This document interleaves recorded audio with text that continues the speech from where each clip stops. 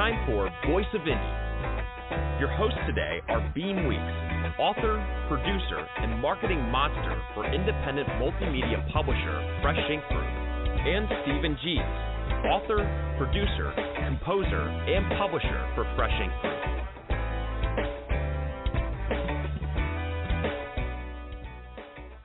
All right, good evening, everybody. Welcome to the Voice of Indie podcast, episode number 51. I am your host, Beem Weeks, from Lansing, Michigan. And with me, somewhere in the wilds of Indiana tonight, is my co-host, Stephen Gies. How you doing down there in Hoosier State? When you live in Alabama, we tend to think of it as up here in the Hoosier State, but I'm doing all right. I'm here on the shores of Lake Michigan. Looking forward to going into Chicago in the morning. We're going to do Shed Aquarium tomorrow. I haven't been to Shed Aquarium in decades, and if you haven't been, everybody should go. And if you haven't been for decades, it's time to go back. So Shed Aquarium tomorrow. I'm really looking forward to that. Well, I haven't been to Chicago in decades, so I'm due for a visit, a return visit. Maybe next time you come up, we'll have to go and hit Chicago instead of Cleveland. I'll tell you. Something new over there. So Karen Ingalls' book, Learning About Autism, is out and available everywhere in all of the different formats. We got a lovely note from Karen this week. Her big rollout event was last Saturday, in which she did fundraising for ovarian cancer research. And she had approximately 50 or 60 guests show up, and she wound up exhausting her supply of books and has had to put in an order for more books. So she was real happy with that. And the main subject of the book, Carol Tucker, the woman who first adopted Justin and wound up co-founding a school for autistic children, managed to come to the event, even though she's having serious health issues right now. So she managed to come, and she autographed books, and she got to see the people and feel the support and the love and have a very good time. So Karen Ingalls is very happy with her rollout. Yeah, something like that. She with the health issues that she's battling, that Carol's battling. Something like that. That's always a good boost. Boost to the spirits. Another book that is out is Operation Arctic Sting, a Mac McDowell mission. This is book number 3 in Robert G. Willis Croft's series. That is now out and available on Amazon and Barnes & Noble and everywhere else that you buy books. So go grab a copy, and while you're at it, check out the other books that he's got. He still has one of the Daedalus books for 99 cents, doesn't he? Or is it? No, the first Daedalus book. Okay, yeah. It's the first Mac McDowell mission book, Operation Arctic Sting, the one you're talking about right now, that's going to be 99 cents until the release date of August 4th. However, It is 99 cents everywhere, except it wasn't 99 cents yet on Amazon. Informed by Amazon a couple of days ago that it has been approved and it will drop to 99 cents, and it said look for this to happen within 48 hours. And 48 hours later, it still hadn't happened. So I haven't looked in the last few hours, but any minute now, Operation Arctic Sting, Book 3 of a Mac McDowell mission, will be 99 cents. So if you go over there and it's showing $1.99, you can still go ahead and pre-order it, and they'll only charge you 99 cents when it comes out. Go. But otherwise, 99 cents. Try out those Mac McDowell mission books. It's only $1, and it's a real easy try, and I think you'll get hooked on them. Yeah, those are cool books. Definitely. Now, if you're not a subscriber to our newsletter, get over there to freshinkgroup.com, scroll down to the bottom of the home page, and there's a little form to fill out there. But every Wednesday morning, we're sending out this newsletter to our billions and billions of subscribers, informing them about what's happening on the podcast tonight, plus introducing new books, new videos, new authors, new this, new that. Everything that you can think of that would be better than having nothing is in that newsletter. So make sure you sign up for that. Yeah, and if you happen to miss an episode of one of our shows, and if you're working on Wednesday nights, Wednesday evenings, Wednesday afternoons, whatever time this is where you're at, and you can't listen to the show when it's live, you can catch it in the archives.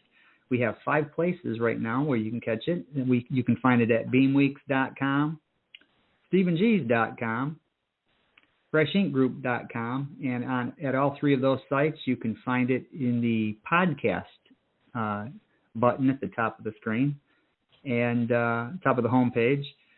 And you can also find us on YouTube. Just go to YouTube, type in Fresh Ink Group, and you can check out every episode that we've ever done is archived over there. And while you're there, hit the subscribe button. And when you're watching the videos, click the like button. The YouTube channel also has book trailers and some of the other kind of videos that we put together. So, hey, if you're interested in getting a book trailer made for your book, go over and check out our work. And hey, let us know if you want one, and we can work out something. We're also on Spotify. Just go to Spotify and type in Voice of Indie, all one word, and every episode that we've done is over there as well. So check that out. And if you want to call in and participate tonight, here's how you do it. Call 516-453-9902 right now with your questions or comments for tonight's guest. Or post a note on Twitter with hashtag Fresh Ink Group in the body of the tweet, and we'll read it on air. That's 516-453-9902 or hashtag Fresh Ink Group on Twitter.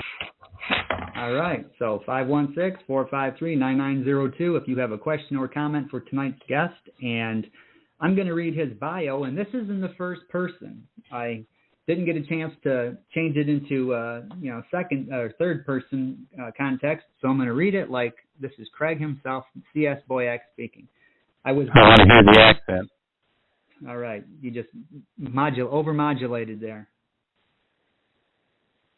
Back from the mic. Go ahead.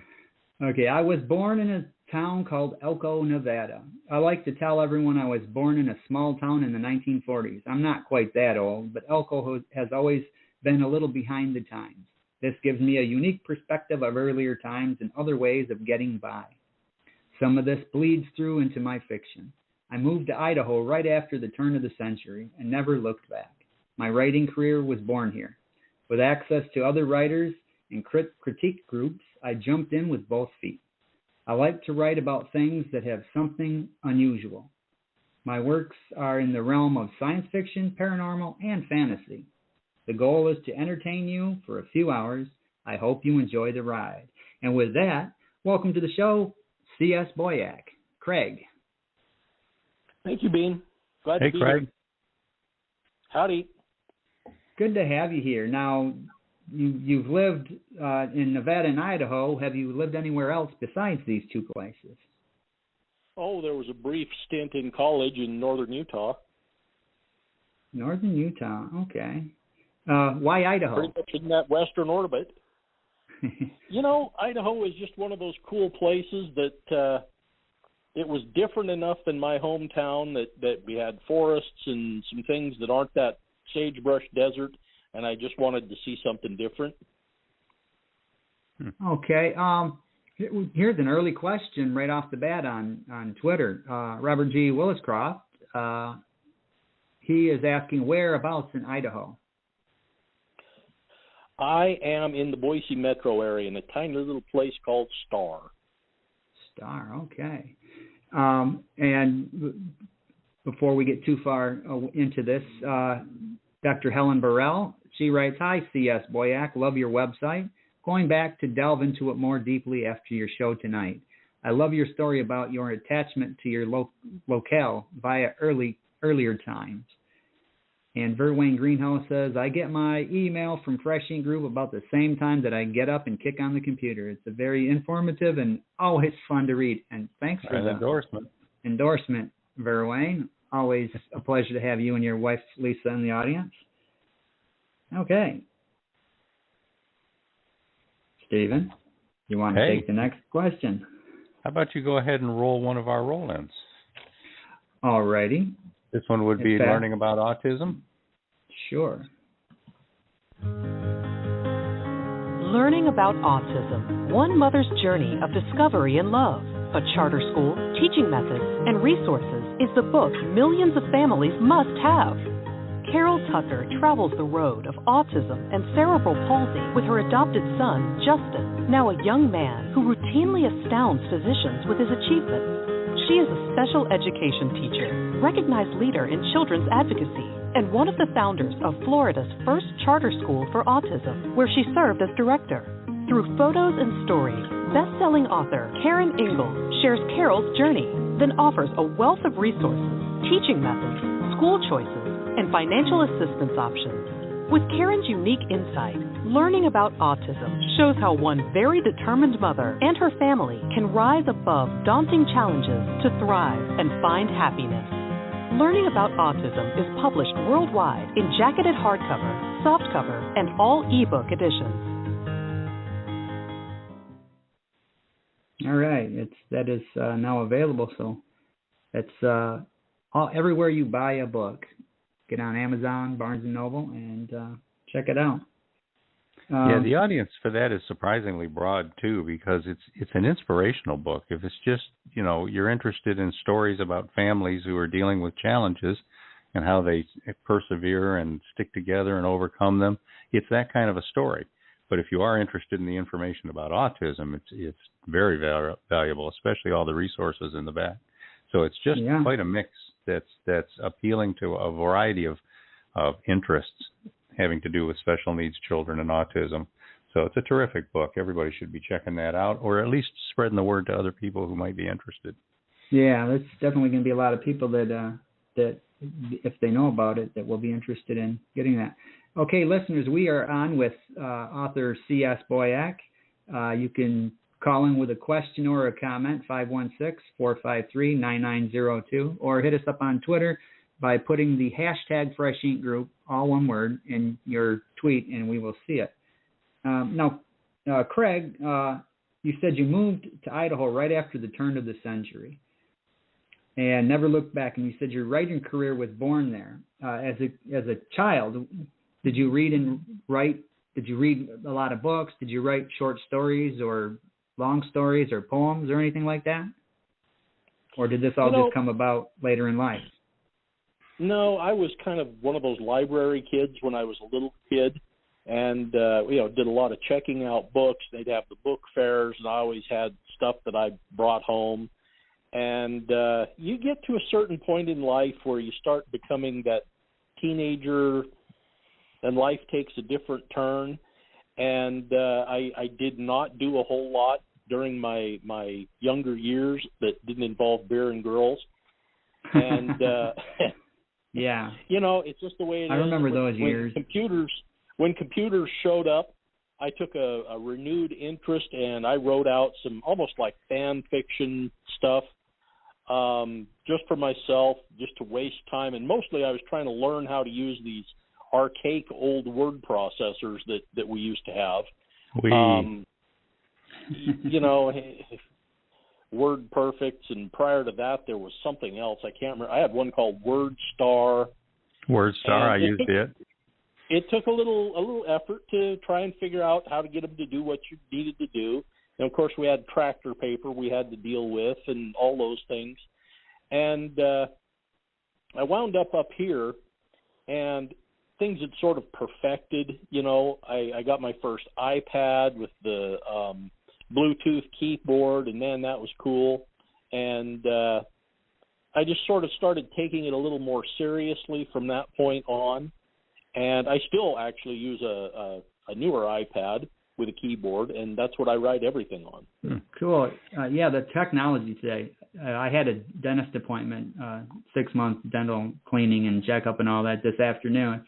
And the receptionist, she started writing out my next appointment by hand and was talking about how bad her handwriting has gotten. And we got into talking about that, and it's like, I don't write by hand anymore. Everything's done on a computer. So when I do have to write something by hand, it just looks sloppy. And used to write everything in cursive, penmanship.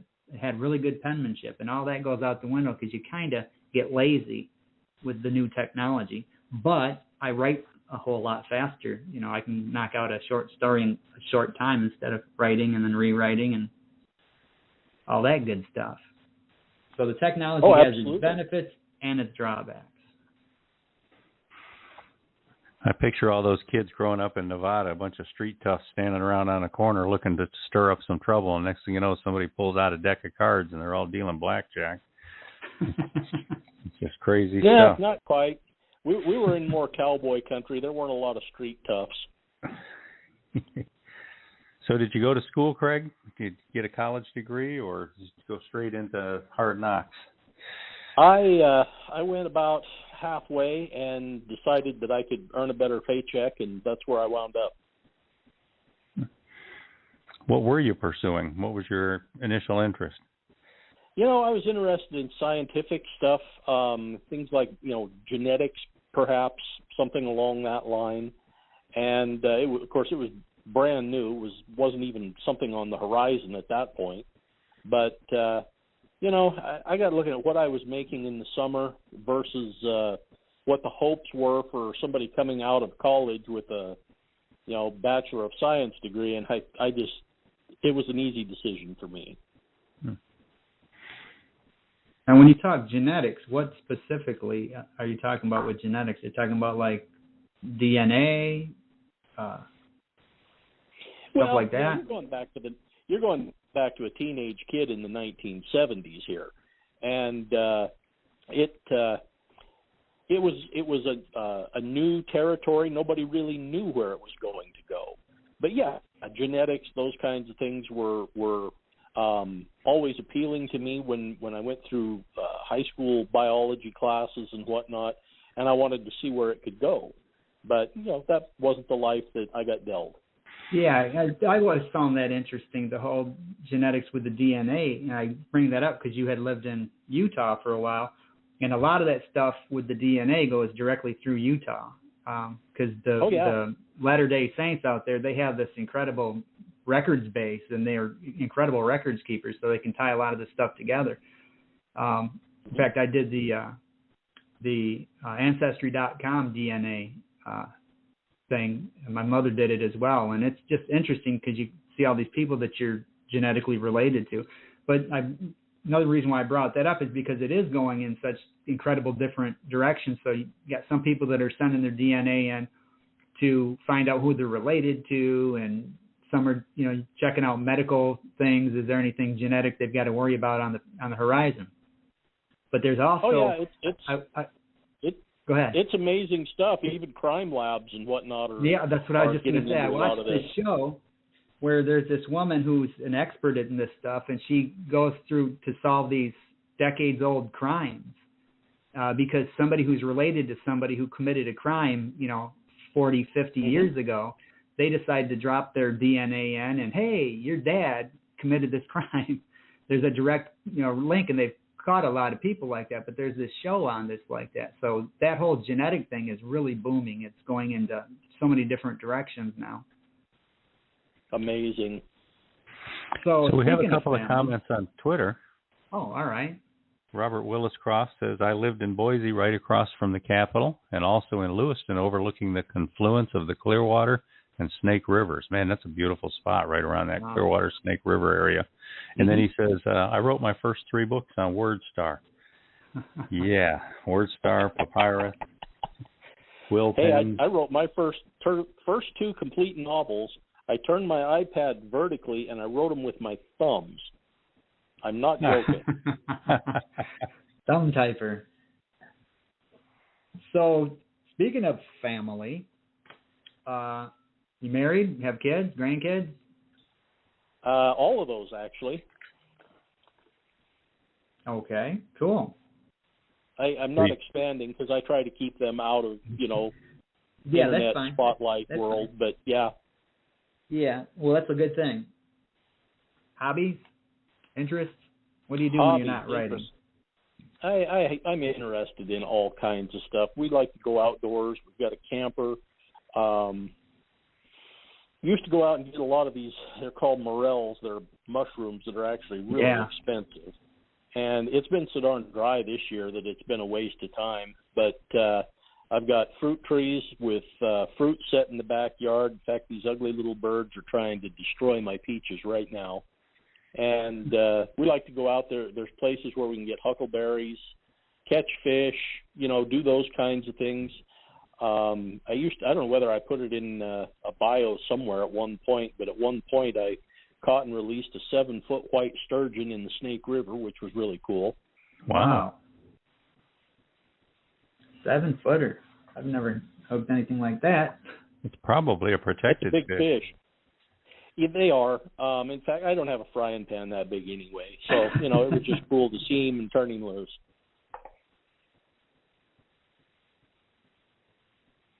All right. So, Stephen, you going to jump in here with questions, or am I going to handle these? I've been having a good time. How long have you? What was like the earliest writing that you did, Craig? I mean, like even basic stuff, stories in school or whatever. When's the first time that you noticed that you could string some words together and people would pay attention? The only one that really lodges in my mind, if you go way, way back, there was it was a writing assignment, and I did really well about it. It was some kids level story, but it involved Indians and teepees and wintering and how hard it was, and I got some kind of a special recognition for it. I mean, we're talking 1960s here, so it all fades from memory, but I remember doing that. Okay. Do you still have it? No. You don't. You're supposed to keep those things. That's what they say. And then you go back and you publish them later on when you're a big, well-known writer, and this is the early works. Yeah. So what's your process like? Or do you do thorough outlining? You just kind of make it up as you go along? Do you get up and write first thing in the morning, or just write whenever you have time or when you feel like it? What gets your words out? I think I have a different process than almost anybody. I get inspired by a lot of different places, a lot of different things, and I've set up. Well, they're almost like social media things, but they're the fringe stuff like it used to be Stumble Upon. They changed that. There's one called Mix, and they're like magazines, but you tell it what you want to see, and they send you articles.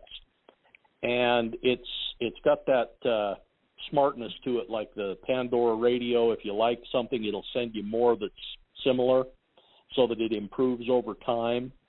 I set up some RSS feeds that I get from, they're like archaeological magazines, cutting-edge science stuff, things along that line. And I browse those in the mornings when I get up, see what's there. Sometimes something will lodge in my brain, and then I start down this path of notes, and maybe I flesh something out if it sticks with me for a couple of weeks. And ultimately, they wind up on, I don't know of anybody else who really does this, but I make storyboards. And so they're index cards on a board concept, only I have an app that does all that for me, so I don't have index cards flying all over the house. And sometimes it can take years before one of them turns into a story and gels, but I have probably half a dozen of those at various stages right now, so I can just pick something up and go with it, and I've put time into it to where it's got characters and events and things that I want to happen. When it comes to actually writing, I like to do it in the morning. It's cool, it's quiet, and if I can get a couple of hours on a Saturday, that's fine. I'm totally a weekend warrior. I still work for a living, so days off, I try to make use of that, especially as ungodly hot as it's been this summer. I've spent a lot of times indoors writing this summer, which probably isn't healthy, but it is productive. I've got 2 books in the can right now that I need to go back and start doing some polish on and try and get them ready for people to look at. And I'll probably give up the drafting of new material so I can focus on those here the next month or so. So these sites that you use with the RSS and all that, you use those as inspiration as well as like research? Mostly inspiration. If something trips my trigger, some cutting-edge new piece of technology, then I'll go to the internet and I'll start diving deeper into it to see what I can come up with. And, a lot of them, you just look at them, you turn them off. It's not like you have to have inspiration every single day, but I get these ideas and I find these things. I mean, you get all kinds of stuff, but it's not like you're going to pick it up on the nightly news, or you're not going to learn of this stuff, if you go to coffee shops and whatnot. But the systems are set up so good now that they'll send stuff to you, and the more that you read, pay attention to, hit the like button, you get similar stuff. And it just keeps coming. I had one, God, going back many years now, they were excavating these graves from antiquity in Poland, but they had all been staked through the chest and nailed into the ground. And, wow. It seems to me like somebody was concerned about vampires, Yeah. But it's real. This stuff really happened. And I like having that little bit of a tie to something realistic, even though I may take it to an absurd level when I get around to writing it. It's neat to know that there was some basis there. Yeah, that's interesting. I vaguely remember years ago I had subscriptions to National Geographic and Smithsonian, and I vaguely remember something about that where they had excavated this, burial place, and these were all staked. I couldn't tell you much more about it. Just a vague memory of seeing something along those lines. That's weird. So we have a couple more comments on Twitter. Okay. All right. For Wayne Greenhoe says, I was going through Mr. Boyack's bibliography and realized that I already owned Macabre Sanctuary, most likely because I remember Harmony Kent had a story in it. I really enjoyed that book. It's a good endorsement. Yeah. Cool. And he says, you never need a reason to write. Before that, we had some comments from Dr. Willis Croft, Robert G. Willis Croft, science fiction and thriller author. He says DNA is also being used to determine what kinds of diet supplements a person needs for the longest life. Yeah, there's all kinds of promise. I've been reading about that lately. Oh, I've been reading a bunch of them about paleontological work they're doing now. They've even identified missing human species through little bits and pieces they've picked up now, but we've never found the fossil from the missing one. So people are out looking for that now. Wow. Cool. So why paranormal, fantasy, and horror? Is this stuff that you read as well? Yeah, I refer to it as just a collective group of speculative fiction, but anything that fits in there that gives a little escapism, those kinds of things. I always like science fiction, fantasy, paranormal, those kinds of things. And that's my wheelhouse. That's where I try to live. I don't see myself writing cute romances or any of those things. Although I may have a Western in me at some point. Even it may wind up having ghosts at some point. Oh, you got to have ghosts. Ghosts of the West. I gunned them down one time before. I'll do it again. So, Beem, do you want to roll another commercial? And before you do that, let's remind listeners we're looking for callers. Call 516-453-9902, and we'll put you right on the air. But this commercial is for the Mac McDowell Mission series, of which Book 3, Operation Arctic Sting, is now out and should be 99 cents if you want the ebook. So grab a copy. Now, from Fresh Ink Group and best-selling author Robert G. Willis Croft, the Mac McDowell Mission Series. With a security clearance above top secret, Saturation Dive Team Officer in Charge Mac McDowell leads his team into critical Cold War counter-Soviet missions. Watch Mac prove what brave men can achieve under real pressure, the kind that will steal your air and crush the life out of you. In Operation Ivy Bells, it's the summer of 1972 when Mac and his off-the-books Deepwater Espionage Group are conducting a daring undersea wiretapping operation to gather Russian intel and avert World War. Join nuclear submariner Mac McDowell for extreme diving, a battle with giant squid, and more as he risks everything in the most dangerous operation yet. In Operation Icebreaker, Mac McDowell is leading his submarine team for a mission to lay SOSUS arrays under the Arctic ice when they clash with a highly automated Alpha-class Soviet submarine. Overwhelmed by mechanical problems, the Soviet crew abandons their sub near Point Barrow, Alaska.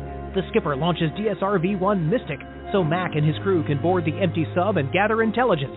The arrival of an even more advanced Soviet sub leads to breathtaking underwater clashes, with the specter of war looming. Will Mac and his crew be sunk by the Soviets, or will they safely return to Alaska, where Mac's new love, Kate, anxiously waits? In Operation Arctic Sting, Mac McDowell and his team capture the abandoned Soviet sub. Piloting their prize through the ice pack to the U.S. East Coast, they must evade or confront other Soviet subs trying to recover the ship or sink it. Breathtaking deep-sea clashes erupt, including hand-to-hand combat with Soviet Morskoy Spetsnaz divers under the ice. Too far from Toothus to escape, the Americans are accosted by a 5-ton orca. Will Mac's ship survive long enough to reach friendly waters, or will the men become just another meal for a deadly whale? The McDowell Mission series by Robert G. Willis-Croft is available worldwide in jacketed hardcovers, paperbacks, ebooks from Kindle to Nook and Kobo and more, plus exclusive audiobook editions with music and sound effects. The Mac McDowell Mission series is proudly published by Fresh Ink Group. Take a breath and dive in for thrilling submarine adventures in every Mac McDowell mission. Yeah. Now, as the commercial there just said, in audiobook form as well. We have audiobooks for the first two, and the third one, Arctic Sting, is being worked on right now and should be out before too long. And these are really cool. So if you don't have the time to pick up the book and actually read it, get the audiobook. And you can listen to it while you're working, while you're doing whatever it is you're doing. But these are well-written stories, and they are highly entertaining. That's the Mac McDowell Mission by Robert G. Willis-Croft. And they have submarines. And whales and giant squid and Russians, Soviets. And a cool whale. So how about we start talking about some of your books, Craig? You've got a whole bunch of them, quite prolific. So I say we'll throw out a title here, and you can take a minute or two and tell us a little bit about it, the story, how it came about. How's that sound? Yeah, we can try that. Okay, that way we can knock out as many as we can. You got a group of 5 there that's all 2014, 2015. If you want to run through all 5 titles and let them talk about all of them. Yeah, okay. Let's start with Wild Concept. I'd stay with the recent stuff if that's possible. That one is the first one that I ever felt like had a good enough character and character arc to actually publish. And in all honesty, it's probably a little rough around the edges. I admit that. But I like the character so much that she's stuck with me all these years, and I use her as kind of a logo to promote my writing work. And I've commissioned a bunch of posters, and I use those on blog tours and publications. I sent one to you guys. I don't know whether it got sent out to anybody or not. I used to run this thing on my own blog I called Lisa Burton Radio, only it was a shtick where my fictional character would interview your fictional character. Cool. And, but it was all in words. It wasn't an actual broadcast. And so, the authors had to play along a little bit as if their character were sitting, in the radio studio and talking to this woman about their work. I ran that for probably over 2 years every single week. And then it just sort of started losing interest, which shocked me because free promo is hard to come by, and they were popular. We sold a lot of books for a lot of people with that. Wow, yeah, something like that would seem like a great idea. I think it's a cool idea. I'm surprised that people kind of back down after a while. Okay, we'll do these first 5 books here, and then we'll move up closer to some of the more recent books, and then we can go back if we need to. Panama. Panama was probably the closest I'll get to a Western. It involves an era of when they were building the Panama Canal, but I turned it into a hunt for demons and monsters, and I took these American veterans and I shipped them down there and put them in that environment. So it has a whole bunch of creepy, weird stuff in it, like swarms of insects that are being controlled by people that do brutal things to your body, and I had a sort of a gypsy witch that was there. It was really kind of an international community when they built that anyway, and I did a lot of research into it. They had different pay grades depending on what race you were. So they had like the silver level employees and the gold level employees, and they were segregated, and I tried to weave a lot of that in there that really happened. And I even experimented with doing some celebrity cameos, but they were celebrity cameos from 1900. And I had a lot of fun with it. I got a lot of good remarks and comments. A lot of people enjoyed it. And it was a fun story. I still really enjoy that one. Yeah, that's kind of an interesting thing there about, the celebrities from bygone eras to where, people don't really know who they are anymore. I thought when I was writing Jazz Baby, there's, people who were famous in the 20s that nobody knows who they are anymore. But, you kind of name drop because that's the era. Now, Craig, this first group of 5 that I'm looking at here, these 2014, 2015, are these all book length, or are they like short stories published in ebook form? I'm talking Wild Concept, Panama, Arson, The Cock of the South, and Will of the Wisp. Those are all ebooks. They're all novel length. Okay.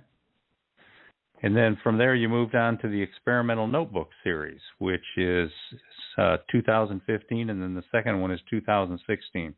They're called the Experimental Notebook of C.S. Boyack, and then the second one, and this is real clever, the Experimental Notebook of C.S. Boyack 2. Yeah. Kind of like Led Zeppelin 1 and Led Zeppelin 2. I'm telling you. So what's the Experimental Notebooks series about? Those are a collection of short stories, both of them, and they cover all the genres I write in. And I tried to have some different things about them.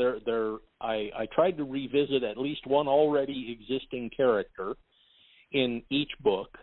And so Lisa Burton, the one from Wild Concept, she got a short story in the first notebook. And there's a guy named Pete Rogers from Will of the Wisp, and he got a short story in the second one, where actually he's got a radio station in an old Airstream trailer out in the country, and he has these ghostly encounters with voices bleeding over the mic and all this stuff. It was really kind of a cool story. And actually, I have salvaged Pete Rogers, and he appears fairly regularly with his radio broadcast in the Hat series that I'm working on now.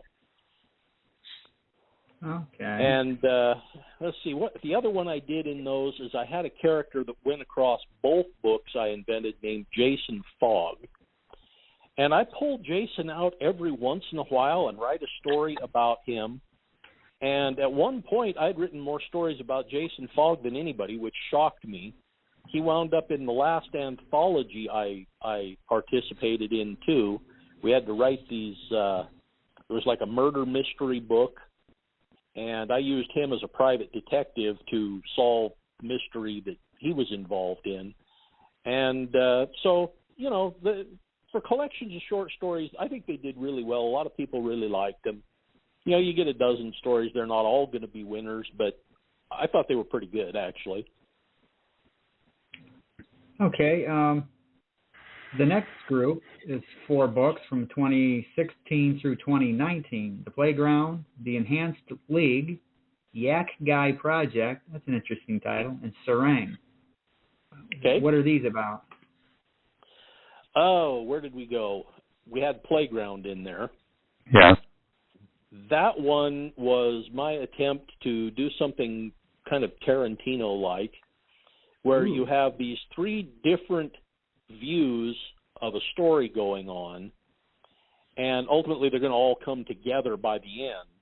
But it involves this supernatural problem, a big businessman who's manipulating a social network to take over the minds of children through this line of toys.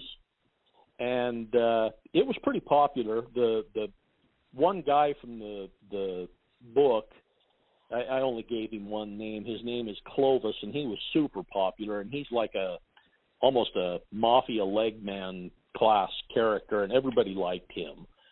And I actually recycled him into the Hat series too, but it was a one and done type of deal for that character.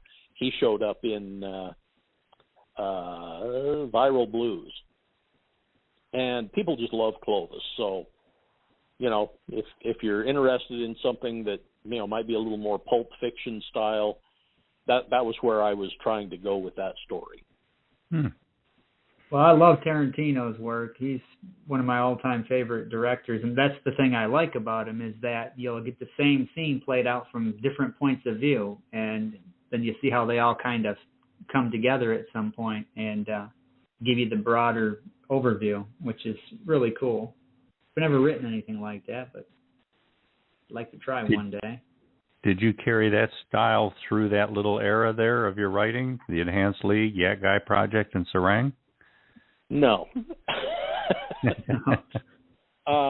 Let's see, where did we get to? The Enhanced League. I wrote that one for myself more than anything else.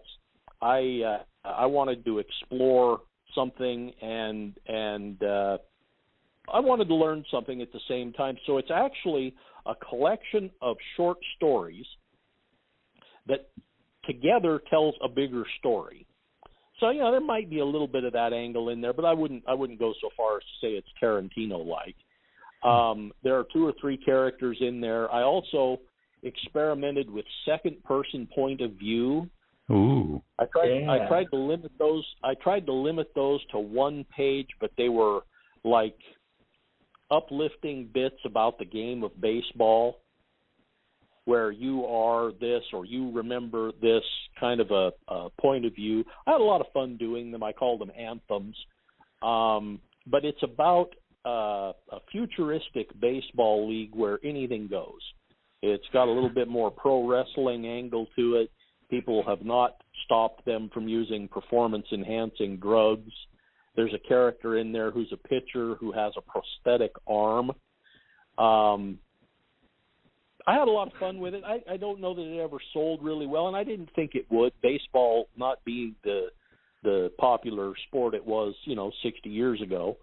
But I had a lot of fun with it. I really enjoyed it. And the few guys that took a chance on it seemed to like it. That sounds interesting. Anything goes. All right, Jimmy's going to charge the mound with a bat in his hand. Oh, he just hit the pitcher in the head. Oh, that's a double. He's going to steal third now. So who is the Yak Guy? The Yak Guy has some weird story to it. A couple of goals I had. I wanted to write somebody who had no backstory.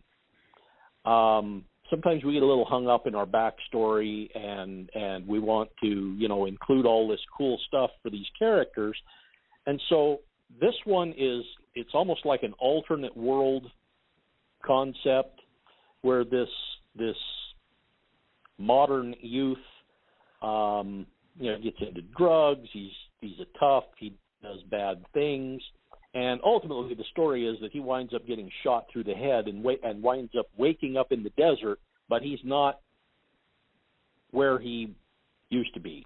He's in this alternate world now. And he has to go through and learn and grow up and expand. And laughingly enough, for the plot, I used the major arcana of the tarot cards. And so essentially you have the Fool, my main character, who goes through and he meets these characters along the way. And you go through the deck of cards as I got plotting it out, it gets a little absurd. I'm not going to turn him into a god or a planet, or I'm not going to go quite that far. But you've got the death card, and you've got the chariot, and some of these things, the wheel of fortune. And I tried to include things in the story that were along those lines, along with the lesson those cards are supposed to teach. And the first thing he meets is a yak. It's a talking yak. And he's kind of a brutal mentor who sticks through with him to the very end of the story. And a lot of people really liked it. It didn't sell tons and tons. In fact, I almost made that one of my freebies this time because I thought maybe it deserved a little more love than it got. But I went a different direction with my freebies, and we'll talk about those. You brought one of them up in this cluster of books. But it was kind of neat because I wind up allowing this kid to grow up. He has to – it's almost a sink-or-swim world. It's a little more brutal than the world we live in today, and yet he's able to get through, so there's some uplifting bits to it. I had a lot of fun writing it, a lot of fun researching it and trying to figure out what the lessons of the various cards might mean so that I could put them together into a plot. Sort of a yakety-yak. Now, Serang, which is spelled Serang, that's very highly reviewed, and I've not read it yet. You want to tell us a little bit about that and why everybody likes it so much? I would love to tell you a little about that. Serang first showed up probably a third of the way through a book called Voyage of the Lanternfish. And she wound up being one of the most popular characters in the book. And her backstory, talking about backstory, now I'm going to actually do backstory, okay? But rather than, try and weave that into the Lanternfish series, I decided I was going to give her own book that was basically her origin story. And because it was a fascinating story that got her to the point where she showed up in the other series. And basically, it's an alternate world. It's a fantasy. And her father is a fisherman who dies out while he's out fishing. Her mother's destitute, can't take care of her, and basically gives her to a monastery. And we're thinking Chinese monastery here, not Catholic school deal. And she learns martial arts. She learns to work. She learns about taking care of herself. But then there's this political purging where they come and they massacre all the monks and they wipe this whole system out, and she escapes as a small girl. And from that point on, she wanders through what essentially is China, even though it's an alternate world. And there are fantasy creatures. I did a big scene that I really enjoyed in that one. It had this heavy fog that this mentor she found called the Child of the Dragon. And the Child of the Dragon actually winds up having a little conversation with her, but it's sort of beyond the mist. You don't really get to see the dragon. You learn a lot about the lore and whatnot. And ultimately she becomes this powerful warrior person with daddy issues, and she's still sort of looking for, her father and some resolution to that whole problem. It wound up being a really good story. And in all honesty, I thought it was one of those that deserved a free day. And so I set it up on Amazon for a free day, free stretch, I guess I'll call it. Started yesterday. You guys with your newsletter and some of your promotion pushed it out along with another book that I assume we're going to talk about here fairly soon. And I checked before I went to bed last night, and it was number 2 on the Amazon free list in one of the subcategories, so I'm really thrilled with the performance. I gave away 650 books yesterday. Wow. I'm up around 300 today. Of course, there's 2 titles, but... well, title, but what is the other title? The other title about is the Grinders. Grinders, okay. It's probably further down Stephen's list, but Serang is a good story. I think if people give it a chance, they're going to really like it. It's a coming-of-age tale There's some brutality to it. You can almost make some modern ties to certain parts of the world right now, and yet there's a fantasy element too. There's a little magic. There's a little going on there because it's one of my stories. They're all going to have something like that, but it's a good tale. I think people that download it are going to be happy with it, and it's still free. It's going to be free tomorrow too. So, hello out there in Blog Talk Radio land. If you get out there and grab a copy. I mean, it's free, everybody, free. If you're a reader, you love reading, grab both of these books. Yeah, both of them. I also have an ulterior motive because it's a great way to walk into the Lanternfish series if anybody's interested. Well, this is what we're getting ready to jump into next. Let's talk about Voyage of the Lanternfish and HMS Lanternfish. Okay. I started out and I wanted to write a pirate fantasy. Nothing more, nothing less. I'm calling it fantasy anyway. It has gunpowder and maybe breaks some of the rules, but I wanted to do this. And it's the same world Serang is set in, but this involves a guy on the verge of marriage. His wife gets kidnapped. He's basically confused with his father by this evil person, and they want the father to start a war with a neighboring country, except somebody's mistaken one party for another, and it winds up being this young guy. And we spent a little bit of time on land. Ultimately, he realizes that his strengths are at sea, and he takes to sea and he takes the war back to them. And it's got some pretty crazy stuff in it. I've got some good characters. Serang is in there. My main character, James, I really like. Some of the people who fleshed out the pirate ship, I've got a witch doctor who takes on the role of the ship's surgeon. I've got some oddball characters to fill out the pirate crew that I think a lot of people have really enjoyed. And then there was something I never saw coming at all. I invented these creatures called root monsters. And if you look at the reviews, that's all anybody talks about, the root monsters. And they speak pidgin English. They do these obnoxious little things. At some point, they're like a swarm. If they get into a big pirate battle, swarms are really scary. But they're little. They're the size of your hand, maybe a little bigger. And they're these little pirate guys that people just went crazy.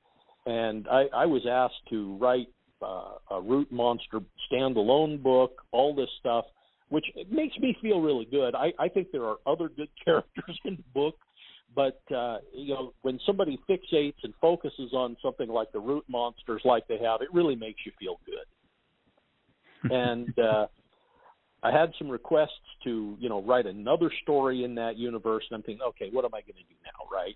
I kind of felt like I left it all on the page. And it dawned on me that I could fit that into a classic trilogy style, and to where your relatively innocent person tries to solve their personal problem, which is Voyage of the Lanternfish, but they get exposed to a bigger world and a bigger problem and wind up getting involved in that.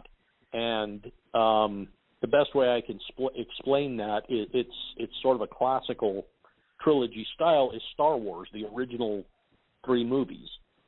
And so I thought, yeah, I could do that. I think it was one of the hardest things I've ever done. But I got HMS Lanternfish out last year. Same thought process, same environment. We're moving the pieces around. In the second story, the bad guys are supposed to have a victory, which they did have a victory. And all the reviews are about the root monsters. So, when you've got something good, you go with it, right? Oh, definitely. And this last winter, I beat my head against the keyboard for months, and I finally have what I'm calling Wreck of the Lanternfish, fully drafted, and I'm hoping to get it out this year. In fact, I promised everybody I would have it out this year. But I got a lot of time left. I'm going to spend some time going through it, polishing it, making sure it's up to snuff, brings that good resolution to the trilogy, but it'll be coming out sometime by the end of this year. Cool. Oh, yeah. Beem, you want to roll another commercial before we talk about the hat series next? Sure. All right. This would be The High Road, which is next week's guest, Mark Herndon, Country Music Hall of Fame drummer from the group Alabama, and his wife, Leah Seawright, will be here next week on the podcast. This is The High Road.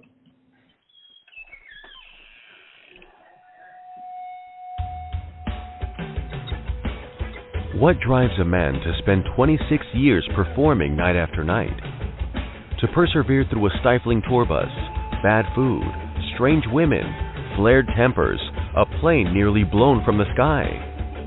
Just how did that troubled military brat with a dream claw his way from dirt floor dive bar shows to the world's biggest stages? Aviator, author, and Country Music Hall of Fame drummer Mark Herndon lived that dream playing with Alabama, one of the most popular and celebrated bands of all time. He learned some hard lessons about people and life, the music industry, the accolades and awards, how easy it is to lose it all, and how hard it is to survive, to embrace sobriety, to live even one more day. Herndon's poignant memoir offers a tale at once cautionary and inspirational, delightful and heartbreaking, funny yet deeply personal. From innocence to rebellion to acceptance, can a man still flourish when the spotlight dims? Are true forgiveness, redemption, and serenity even possible when the powerful say everything you achieved somehow doesn't even count? That you're not who you and everyone who matters thought you were? Find all this and more in Mark's remarkable memoir, The High Road, Memories from a Long Trip. Proudly published by Fresh Ink Group in paperback and ebooks, and now in the keepsake dust-jacketed hardcover edition demanded by true fans. Mark Herndon refuses to slow down, so look back, look ahead, and join him on the trip. He's taking the high road.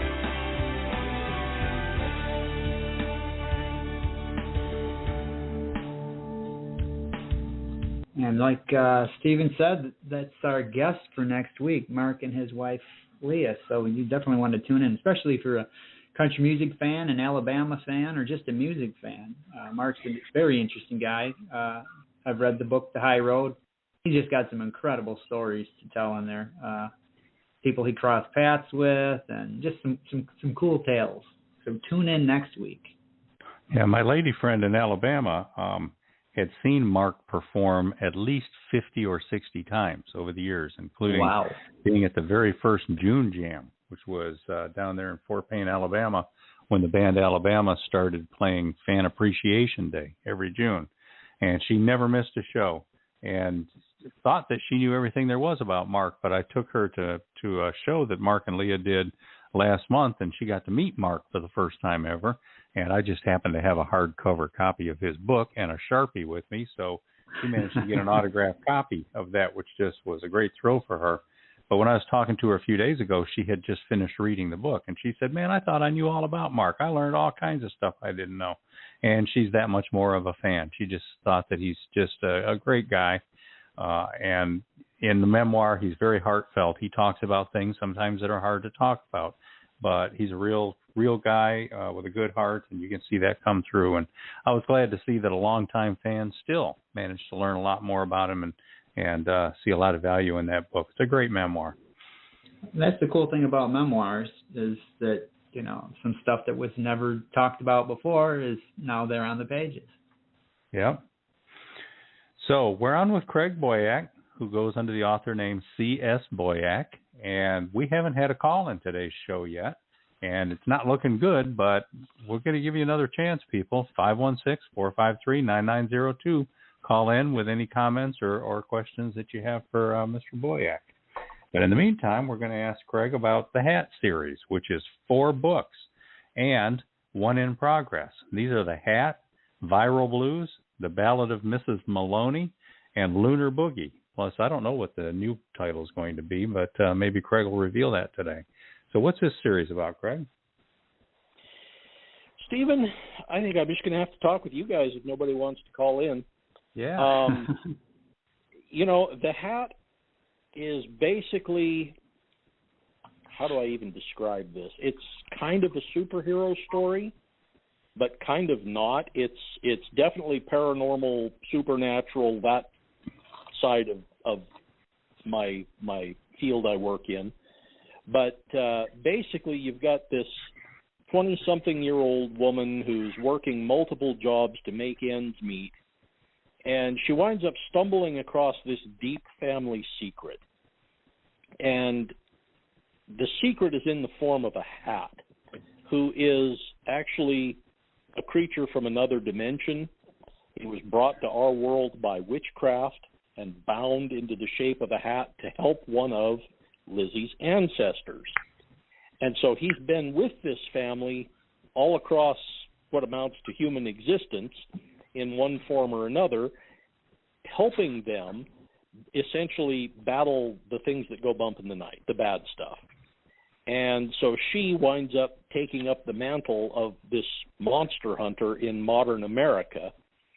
And I've tried to make them into dark comedy, which I really love. And so they're supposed to have some humorous moments in them. The two of them argue and bicker like an old married couple. I tried to play off the generational differences between a modern girl with modern sensibilities and something that may have been around for thousands of years, to where he doesn't understand what the internet is. He spent 20 years in a hat box and missed all that. The last owner was Lizzie's grandfather, and so he's missed that whole technological revolution that occurred. And I had a lot of fun with that. And I also try and do all the crazy things that even remotely occur to me in this series. There are little cartoons in the book. I was trying to do cartoons in the margins, but that doesn't really work on an ebook. So I wind up using them like section breaks for a lot of things. There's some snarky remark, and then there's a little cartoon, and you move to a different part of the story. Those kinds of things. When I need a real section break, I use bass clefs, simply because the hat himself is a musician. He plays the upright bass. But, of course, he needs to be symbiotically tied to his human and use their fingers to be able to play the stupid things.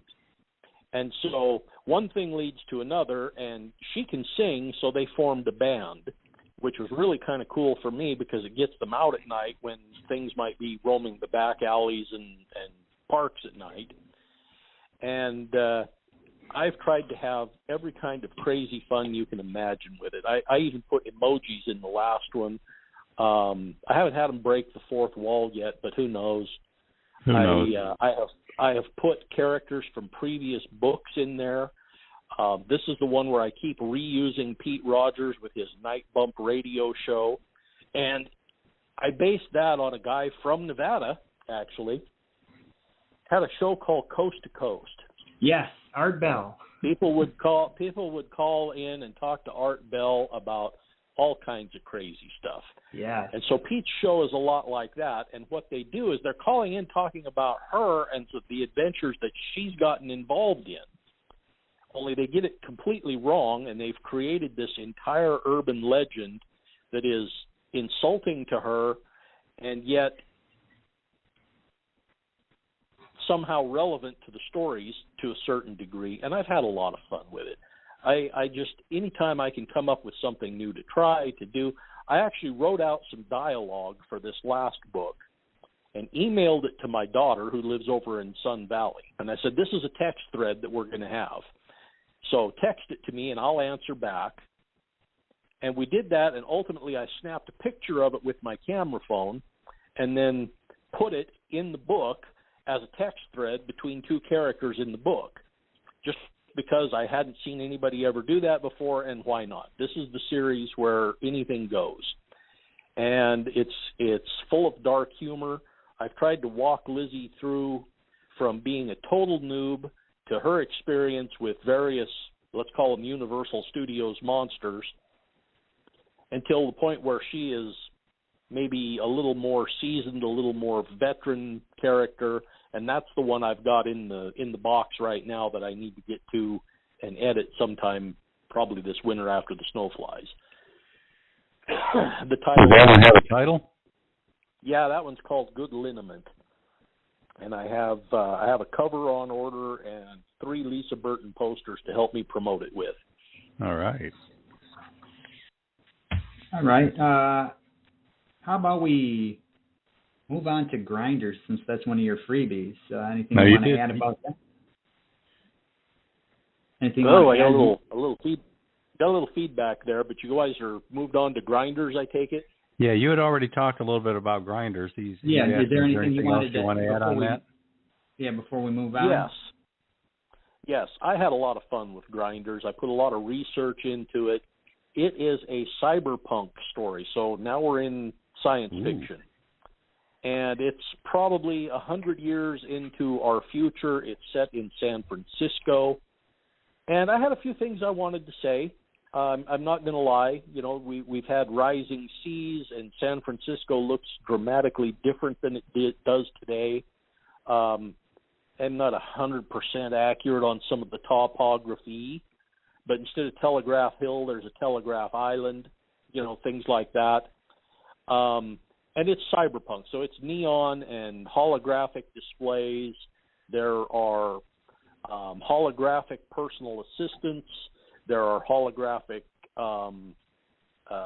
things in your house. The smart home has evolved. We have robotics. I had a lot of fun with a robot cat in the story. And essentially it winds up, it's a story about this grinder squad, grinders being people who modify their own bodies with technology. We're talking like backroom basement surgery people. And they exist today. They put microchips in their hands to help them, they'll open car doors and do, all that routine, the key fob that starts your car for you. They have them implanted under their skin even today. I read a story about a guy who injected dye into his own eyeballs that allowed him to see in total darkness, but eventually his body processed the dye and it went away. And so these guys exist today. I just took that to an extreme level 100 years down the road. And so the police actually have a grinder squad whose job it is to bust these surgical operations, but it's not illegal to have the implants and the devices. So I tried to make it as confusing as modern-day law enforcement and politics are. And it winds up that the grinder squad is like the sub-basement of the police department. Nobody wants to go there. It's basically a cash cow with government grants that allows them to buy new police cars. And they just put, these people nobody wants on that department. I've got one guy who's on the verge of retirement, and when they retired the mounted police officers, they didn't know what else to do with him. They put him there. And then my other main character, she got in trouble for something in her private life that they frowned upon, and they transferred her to that department. And she is trying to work her way out by catching one of these guys. And I also told it from the antagonist point of view, and there's a little, almost a heartstring there too, because he's doing what he's doing. He does bad things, but he's doing it to save his wife, who they have sort of overdone it on her implants and technology, and she's all screwed up at this point. And then I wove in a ton of research. One of the ones that I got a big kick out of, I think this was done half a dozen different places, but the one I picked up on was here in Idaho. Some people up in Coeur d'Alene had created these pebbled glass panels that were solar panels. And their goal was they wanted to put them on all the carports in all of the apartments and residential areas and whatnot up in their part of the state to generate electricity. And they clip together like Legos. They're hexagonal shape, and they just kind of click together. And they said that ultimately they would even be able to replace asphalt with these things, to where your parking lots would generate power, but they'd have a texture so that it wasn't slippery. and that, if they could have got their funding, they even wanted to be able to heat them. So whatever electricity they generated, you could reverse it and sort of thaw them if there was a snowstorm, that kind of thing. I don't know that they ever got to do anything more with it, but I did, and I created what's called the grid. They replaced every bit of asphalt in San Francisco with this stuff, and also hooked it to its own internet system, so that the cars pair with the grid, and then the grid drives the cars for you. And I had a lot of fun with that. A lot of people thought it was really cool. To where you just get in, you tell the car where you want to go, and then you can read your book on the way to the office. And the other one that I did involved some research where they were able to grow carbon fibers inside plants. And I turned that into, let's call it dyeing technology in the era of grinders in the form of the electronic forest, to where the trees used photosynthesis to produce electricity. And these carbon fibers would filter the electricity into a system that would help power the city. But as time has marched on, the grid has replaced the forest, and that's being torn out as the story goes on. I thought it was a really good story. Those who took a chance on it really liked it. A couple of them have said it's the best thing I've ever written. And I've always thought it deserved a little more love than it got, so it's one of my freebies today. And if you want to pick up a copy of Grinders and check that out, I think everybody is going to get a kick out of it. Interesting side story between writing Grinders and Viral Blues. I put stuff in there that was the stuff of my nightmares, and it all came out before the COVID pandemic. And so I've got things like cyber shut-ins, people who live in green screen rooms, and that's their office, and they do their work from home. Everything is delivered. There are drones that bring groceries and the liquor store and whatever else you need. And I've got these cyber shut-ins. And then, of course, we're all under quarantine 2 months after I published the stupid thing. I had no idea. And so people say, oh, just, rush this thing to market to, blah, blah, blah. And that's not the case. I actually published that right before the bottom fell out on all of us. And the same thing with Viral Blues when I'm dealing with tampered vaccines and some of those kinds of things. No, that honestly was published before COVID ever hit, and I'm sort of facing the fallout of the way everything stacked out. But there it is. Yeah, I see that was published September 12th of 2019. So, yeah, that goes back before COVID. Well, we do have a comment here I want to get to. Dr. Helen Burrell, she said, did you gentlemen see my post much earlier? Yes, Helen, and we even read it on the air. She repeats it again. Hi, C.S. Boyack, love your website. Going back to delve into it more deeply after your show tonight. I love your story about your attachment to your locale via earlier times. So we read it twice tonight, Dr. Helen. Where were you earlier? All right. Hey, I appreciate it, though. At least we're getting some interaction. Yeah, and, definitely. Check out the website. The website's fun. All right.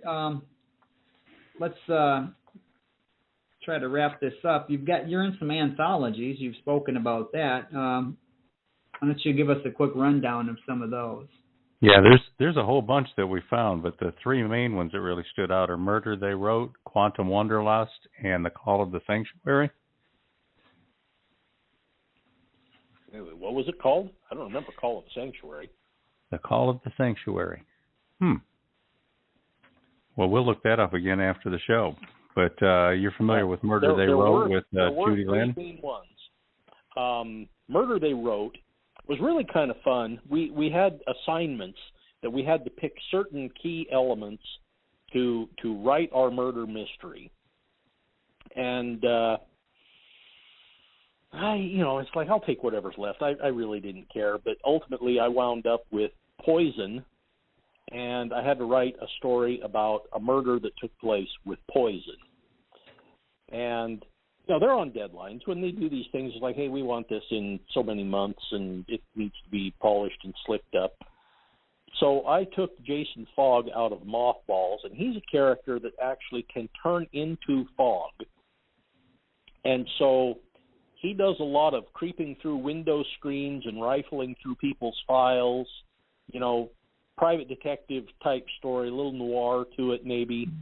Had a lot of fun with that one. And people like Jason. I get comments on him every time I've trotted him out. He appears in both experimental notebooks. He's in Viral Blues, which was my attempt at poking fun at the Marvel team-up concepts that have gotten so popular lately. I've got a bunch of characters that I did a team-up in that story. But the anthology is really good. It's got some great murder mysteries in there, some really good authors, and I was honored to be a part of it. And then there's one called Quantum Wanderlust. I don't know if you picked that one up or not. Yeah. It's all about time travel. Everybody wanted a time travel story. And I took mine back to the opening of King Tut's tomb, and I created this idea, and I did a lot of research on this, that the guy who originally opened and discovered this may have actually been in there the year before. There are some strange boot prints that they discovered inside this tomb that had never been opened before. You know, and it's like, I don't think they were waffle stompers back in ancient Egypt, so these footprints in the dust don't make some sense. And rumor is the real guy had perhaps taken little bits and pieces and sold them to collectors to raise money so he could go back and officially open the tomb. And I had a lot of fun with that too. I turned it into a little bit of a, you know, one of my kind of stories. Time travel kind of fits right in that whole science fiction corner, and I had a lot of fun with that story. The other anthology is Macabre Sanctuary, and it was supposed to be Halloween-themed stories, and all of us sort of put our heads together and put this together, and I submitted, actually for that one, an older story I had put out on my blog only, and mine winds up being almost like a microfiction, and it's called There's a Cat on My Grave. And it's got some nice comments on the reviews. That one stood out for a few people, and it's basically the idea that you're never really dead as long as somebody remembers you.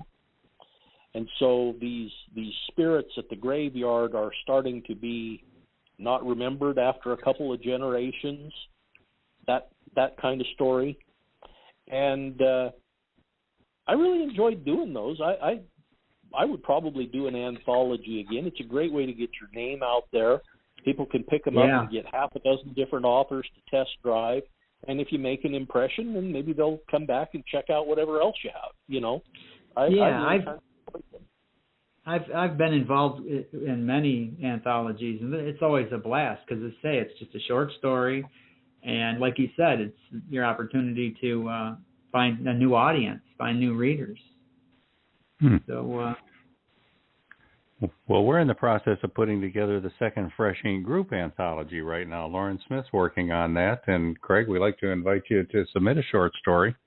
And all of our readers are welcome to submit a short story to that, too. Just go over to freshinkgroup.com, and there's a contest tab on there with a form that you can fill out and upload your story. So, yeah, we'd be honored to have a C.S. Boyack story in our next anthology. Yeah. Oh, well, thank you. I'll check that out. So, Craig, you participate in Story Empire. Some people are familiar with that, but a lot aren't. Can you tell us what that is? Oh, I would love to tell you about Story Empire. This started out actually as a conversation between a lady named May Claire and I about doing some mutual promotion during the Halloween season. We both had stories that fit that vibe that can make for some great October promotion. And I don't think we ever actually did the promotion, to tell you the truth. It sort of, the conversations evolved. She knew some people, I knew some people. We brought everybody together, and we formed this collective blog. And essentially, it's all about helping other authors. And you'll find some stuff that's a little more advanced on some posts. You'll find some very entry-level stuff. But we try to cover a little of everything. There's tech issues. There are how to develop character issues, plot, structure, editing, dialogue. And what we've done is we set up a calendar that basically assigns everybody their day. And so you wind up posting, I'm guessing, maybe 15 times a year individually, but we all benefit from it. And it's been a nice collective. We set up our own Slack channel to where we can go in and talk 24 hours a day if we want to, and I've had a blast with some of these people. There are, we have 7 or 8 people now, and it's great. Everybody brings a little something different to the table, and it's gotten really popular. We've gained and grown and expanded our footprint pretty well. We're also seeing a lot of our content stay relevant. Some things that got written and posted 2 years ago are still hitting in the top of the search engines. If you go in the stats and look at it, it's a great resource for authors, and I'd encourage people to check it out. Cool. Even you guys. Yeah, even us guys. Check it out. Yeah. I know May Claire from way back at the old book club back in the day. Now we're getting close to the end of the show here, but you had mentioned Lisa Burton artwork earlier. You want to give her a shout out? She does your book covers and whatnot. Lisa is the character from Wild Concept. She's a robot girl. And I have used her on my blog to talk about my writing adventures, word count, word metrics, research that I get involved in, those kinds of things. It becomes almost a dialogue between my imaginary character and myself. I see. I just got these notes, so I figured Lisa Burton was a real person. You should have kept up the charade. She's a robot. And I get anywhere between 1 and 3 posters of her to promote with when I have a new book I want to talk about. I've got some fun ones on order for Good Liniment when it comes around. And I've even sent her out on blog tours to talk about the books, only it's from her perspective, her point of view, and people seem to love her. She gets me a lot of mileage. Anything that has an image of Lisa, if you can imagine a pinup girl, okay? Anything that has an image of Lisa tends to get more views automatically. And she gets pinned on Pinterest a lot. But all that helps me because the topic is always, hey, it's the Yak Guy Project, and here's Lisa with the yak and, those kinds of things. It's a recognizable thing. It's something people can look at and go, oh, there's Lisa. What is she up to now? She's with these little talking parsnip-looking things. What are those? Those are the root monsters from lanternfish, and maybe somebody eventually gets there, And so it's been a really good move for me. I use her quite a bit as a promotional tool, and she's appeared in 3 stories herself now. She also is in Viral Blues as part of the team up. Being the living, breathing computer she is, she winds up helping them on a technological basis in that story. And I've had a lot of fun with her over the years. I think Lisa will probably always be with me in one form or another. And like I said, she did the character interviews for the site for over 2 years. And I've got the artist that draws her for me also does all my book covers. He's a fellow named Sean Harrington that I picked up from the webcomic world. And he's a great artist. I have a great working relationship with him. And whenever I have a book to put out, he's out there sharing the posters that he made on some of the artist sites. So there are people that might come my direction from having seen the newest posters, that I might make the occasional sale from too. So it's been a good setup for me to do things that way. Now, does he have like a website that you could point people to? Probably, but I'm on the phone and off the top of my head. Yeah. Well, you want to share that on Twitter and use the hashtag Fresh Ink Group, and it'll pop up in the stream there when you get done here. Now, before we finish this up and move on to how people can contact you, we got a couple more comments over here on Twitter that I'd like to read. And it says, one's from Helen Burrell, and she's talking about why she wasn't here earlier. She says, well, when I first click the indie thing, it doesn't log me in before some minutes have passed. That's the reason every single time it doesn't connect me right away. It's not, she says, it has something to do with a faulty mouse. No, Helen, wait till about 1 minute after 8 o'clock and then click to log on, because it does that to me too from time to time if I'm listening to another program on there and it's live. If you get in there a minute or two, before it might take a minute for it to catch up to you. But if you get in there at 8:01, you'll just miss the opening, but you should get right in there immediately. And Verwayne Greenhoe, he had to cut out because he had company that had stopped by, but he said, interesting night. I'll check out C.S. Boyack's story bibliography and buy another copy of one of your stories. I missed a piece of the show, so I'll catch the replay as soon as it's posted. Thanks to the host. Thank you, Verwayne. The guest.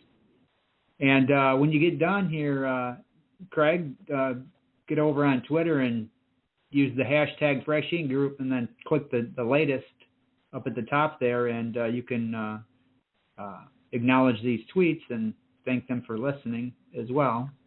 Now, listeners, get out there and get your free copies. Grinders is free right now, and Serang is free right now. Both of them by C.S. Boyack.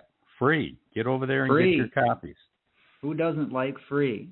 Yeah. Now, we're about out of time, Craig. Can you tell people how they can find you, social media, your handles, website, Facebook, Instagram?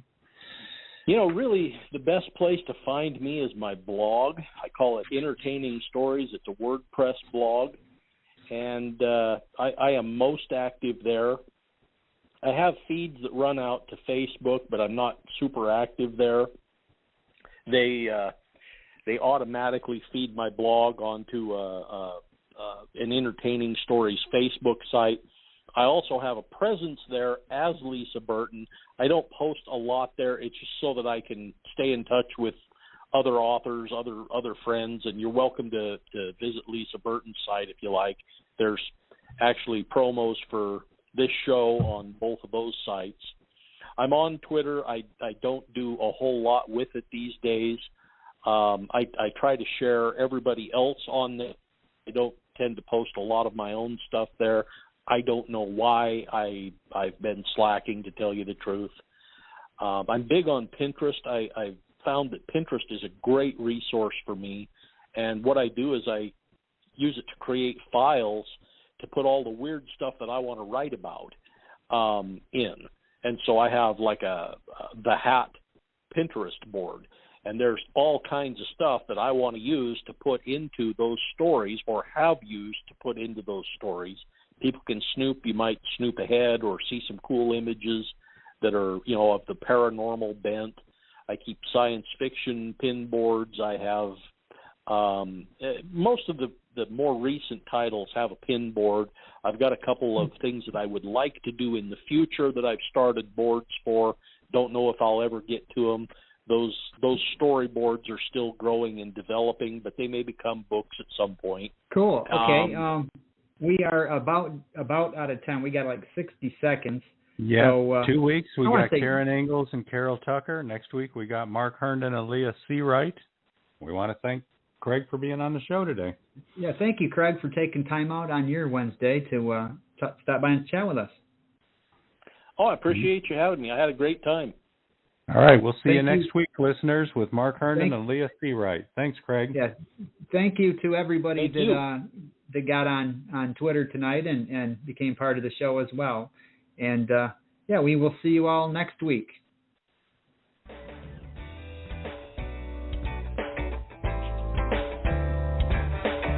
You've been a part of Voice of Indie, a production of Fresh Ink Group. Spread the word, support our guests, then find us at freshinkgroup.com and be sure to hashtag Fresh Ink Group.